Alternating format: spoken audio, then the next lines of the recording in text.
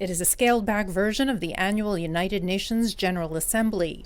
World leaders have the option of attending in person with a very small delegation or sending a video message. But there's no shortage of problems to discuss. Our world is edging towards a new abnormal, more chaotic, more insecure, more dangerous for everyone. We are moving in the wrong direction. And we are at a pivotal moment. South Korean boy band BTS kicked off the week, offering a message of hope for youth impacted by the COVID-19 pandemic.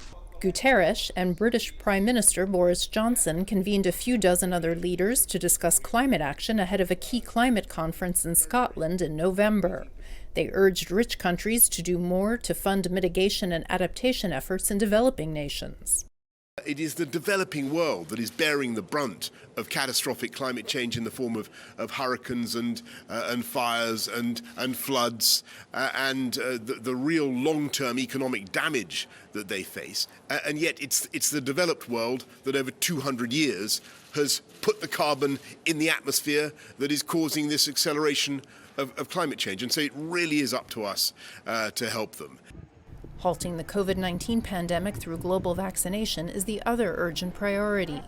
The World Health Organization has set mid-2022 as its target for 70% of the world's population to be vaccinated. But poorer countries are not on track to reach this. On Wednesday, U.S. President Joe Biden will convene a virtual meeting on ways to curb the spread of the virus. President Biden is committed to leading in concert with our allies and partners across the globe to stop the COVID-19 pandemic. We are building a coalition of governments, businesses, international institutions, and civil society to expand vaccine production, accelerate access to vaccines and life-saving treatment, and strengthen health systems around the globe. But overshadowing these twin global crises is the latest geopolitical one, Afghanistan. Afghanistan represents an enormous humanitarian challenge for the United Nations. And it's going to be UN agencies who are responsible for keeping Afghans alive during a period of hunger and political chaos. G20 ministers meet Wednesday to discuss developments in Afghanistan. World leaders are also expected to address the issue during one-on-one talks. The Taliban's takeover is likely to figure prominently in Western leaders' speeches during the general debate, especially on the need to protect progress made on the rights of women and girls. There's not very much the General Assembly can do to force the Taliban to protect those rights. Starting Tuesday, leaders will address the General Assembly.